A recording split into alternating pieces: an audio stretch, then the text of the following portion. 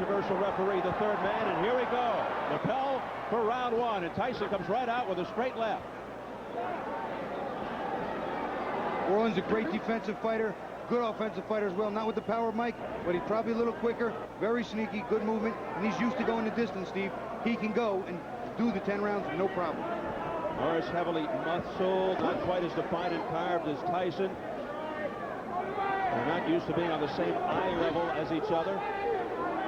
Both are heavily muscled and the same muscle type.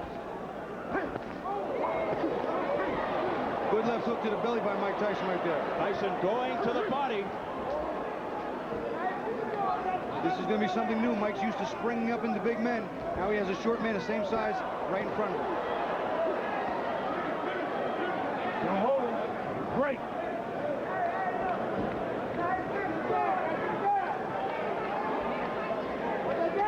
Notice right there, Orlin Norris also grabbed Mike's left arm on the inside and walked him counterclockwise away from that left hook. At least Mike is trying to jab more than he did in the other fights. They've trained him to start to come in with a jab. Well, he's coming in with a jab. And Norris boxing, throwing the jab, and Keep the punches in front. Tyson holds.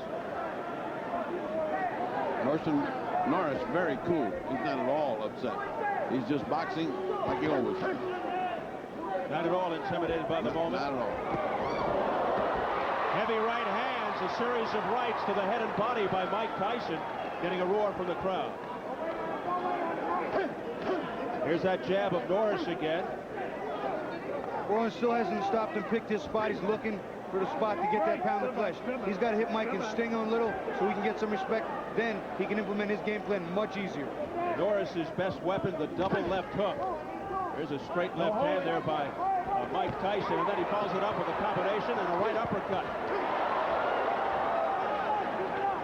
Orlin's very hard to hit clean. Keeps his hands high and tight, rolls, uses his shoulders to roll with the punches and block them. If Mike is not in condition to go good 10 rounds at good pace, could be interesting after we get past 5 and 6. Orlin's one of these kind of guys that's fought everybody. He's not intimidated at all. I mean, he's doing this just like if he's fighting anybody else for the championship. I don't know what I see in Tyson yet. He's coming in with a jab. It looks like he's not bending from the waist enough. He's certainly not moving his head enough. He's still standing straight up. See, he's not bending over like he used to and coil and spring. Punch to get out of there. Great, step back to me. Norris, a consummate defensive fighter, good boxer, counter puncher. Oh man, don't tell me we're starting that. Getting cautioned by Richard Steele as we head for the bell. That was a punch while they were talking. Oh, and he hits him after the bell, and Norris goes down, and here we go again. Tyson hit Norris after the bell. And let's see what Steele says. Hit after the bell. That's 2 points. Oh, really? 2 points. Deducts 2 points. Oh, really? He could have lost the whole fight. 2 points. Put that on American Express. What And difference just does like that make? that, the crowd is turned on Tyson. You got to listen up. That costs you 2 points. Listen. You need that jab. Get him looking at get your rhythm. Show him that jab. Oh, you cannot stay in front of him. When you throw a punch, you got to walk him. You got to move him. Come on, man. That costs him 2 points. Now, Let's listen. when you throw a punch. Oh, it's right. And once again, Richard Steele in the center of a hurricane. Mike Marley in the background. Norris's advisor is screaming at the top of his lungs. It's a disqualification because he hit him after the bell, and I clean it up for you. I'd like to see that again because it almost looked to me like if it was at the same time as him saying break and the punch going. Time. Well, Now this is politics now. the bell is rung for round 2, but nothing's happening. Norris in the corner shaking up. They're Abel tipping Sanchez right saves his knee.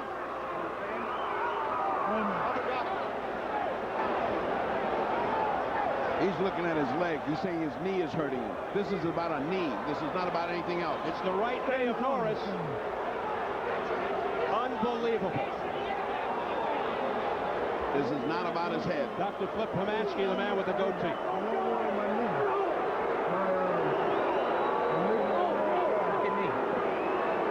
So you're right there in your knee and you can't continue?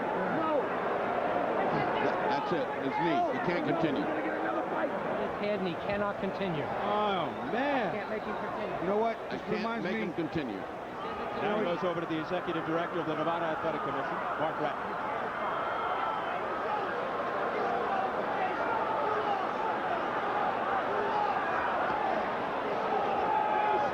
Can you believe this after one round?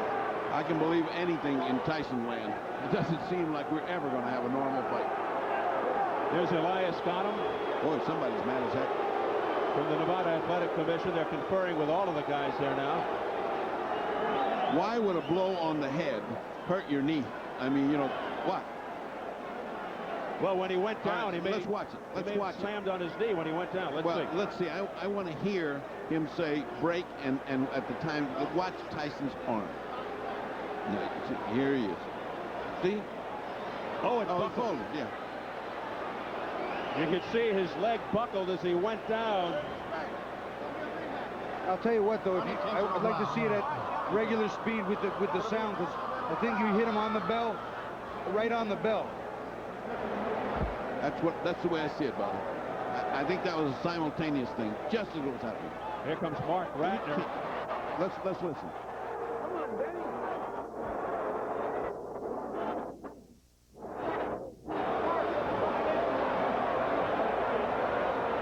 Now there's a lot of scurrying in the ring. Uh-oh.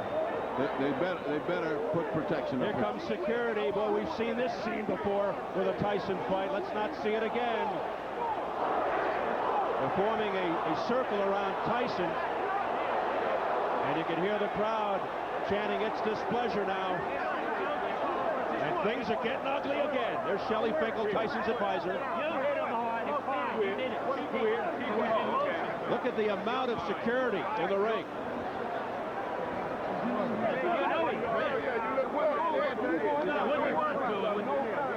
You were fine. This is fine. Well, everybody seems to be in the dark. Well, I've never seen anything stop because of a knee injury. Have you? I haven't. Nope. And I've been in it for 40 years. Well, we're dispatching the fight doctor into the ring. Maybe he can lend some insight into what's going on when he talks to people. And meanwhile, they're taping up the injured right knee of Orlin Norris, which buckled when he went down.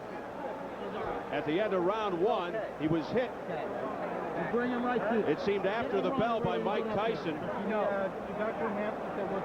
Mike Marley, Norris's advisor, screaming that it should be a disqualification and Norris should be the winner. You know, Steve, I got the impression that Mike was trying to jam the left uppercut up as the bell was going off.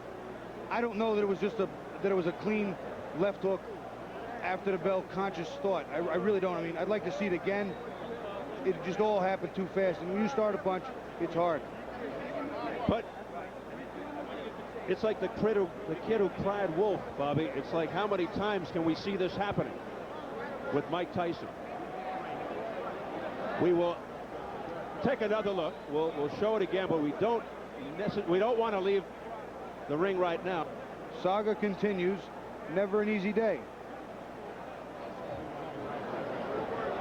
We want to stay right with this picture because anything can happen. But we will definitely show you a replay of the end of the first round. Again, I'm sure you'll see it several times again before this thing is over. So once again, Mike Tyson and controversy come together. Wish I could hear what Shelley Finkel was just saying.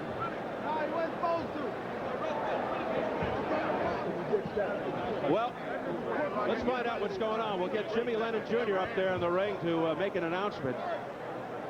Take it, Jimmy. Ladies and gentlemen, your attention, please. This bout has been stopped after round number one due to an accidental foul which occurred after the bell rang. This bout is officially ruled at this time a no contest.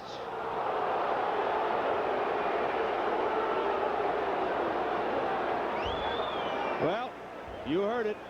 The bout has been officially declared a no contest. The fight doctor, Ferdy Pacheco, is with Mike Tyson. Purdy? All right, another night, another Tyson night. Give me your view of what happened. Did you throw the punch after you heard the bell? Well, you know, you were there. You saw it. It was simultaneous with the bell. And the punch wasn't that devastating. He could have continued. He quit on his stool, but I'll take him again in my next fight. I'll fight him right away. Well, let's fight him in December. I'd love to. All right, let me ask you something. How could a blow to the jaw hurt his knee? Listen, all right? He knew the next round I was going to put that heat on him, and he wasn't ready for that heat. All right, Shelley, can they do something legally to screw this up? Can they talk disqualification? No, they did already. They ruled it a no contest. It shouldn't have been that, but they did. We're ready to go back whenever Mike wants, and Mike said immediately. Your disappointment, I'm sure, was great. You've trained well. You're ready for a good fight. You're ready to come back in December against anybody. I feel great, and I just want to continue to fight one fight at a time and fight around 4 more fights and fight for the championship. Yes, sir. All right. If this so happens that it falls at December, you could fight this guy again. Would you be willing, Shelley, to fight Orlin Norris? Of course. Not me. Mike would fight him. No, but you're all right. Sure. Hey, you and I have been around a long time together.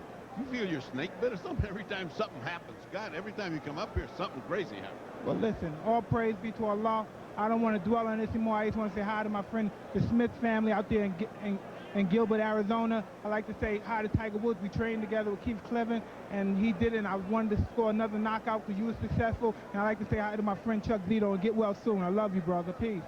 All right, I think that helps everybody else. Let's go back to Steve Albert at ringside. Well, just got an official explanation from the other ringside position here, telling us that Norris twisted his knee when he fell, and there you see the results of it all. And I believe underneath that, Steve, there's a scar from some previous surgery and injury. So once again, controversy and Mike Tyson are connected as this fight ends after 1 round. We're going to take another listen to exactly how it sounded at the end of the first round. Keep going.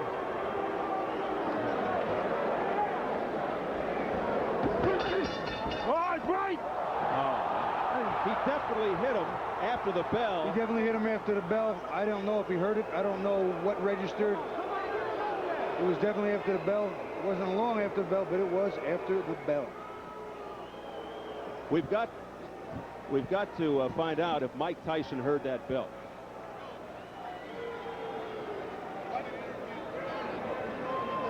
Unbelievable. They stopped the fight after round 1 on an accidental foul. They call it a no contest. This thing goes 3 minutes and it's over. And there's a lot of befuddled people here. Purdy's up there with Orlin Norris now. Purdy? How do you feel ending this thing in this bizarre fashion? I mean, I didn't want it to end like this. I mean, I was doing what I needed to do in the fight. You know, he hit me clearly after the bell rung. You know, Did you hear the bell and then the blow? Oh, I heard the bell, and I was about ready to take a step back to advance toward him. You know, but I still was watching him. But you know, he threw an uppercut. Rich still stuck his arm in, and then come another uppercut that he caught me with. You know. But he definitely caught you with one. Oh yeah, he hit me pretty square with it. You know, I mean, knocked me down. What do you think happened to your knee? Why did it give away like that? Well, I mean, like I said, I was the bell had rang. I knew that rang. I was in a position where I was on my way back, where I was just going to spin and go back. You know, but he threw the uppercut, you know, boom, boom.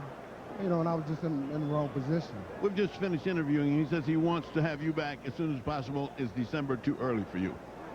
Well, you know, I don't know. I have to see, you know, what's wrong with my knee, you know. But you mean we're going to put you on injured reserve like the football team? I don't want it to be like that because this is not football, you know. You think it can recover? Have you ever had any injury to that knee? Let's start there. Yeah, you know, yeah. This is a knee that's given you problems before. Well, you know, I heard it once before, you know, but it's never given me problems. Have you ever got it operated on? Yes. You had an operation on the knee, and this is the one that went. Yeah. Well, it didn't go because of anything. It went because the way when I went down, the way my leg was contorted. That's what happened to me. Otherwise, there was nothing wrong with my knee. You know, my knee was fine. It's been fine for, you know, probably 8 years. You know, but it was just the way that I was stepping away from the action and got caught with a shot. You think you're just part of the Tyson curse? Then no matter what he does, it ends up strange.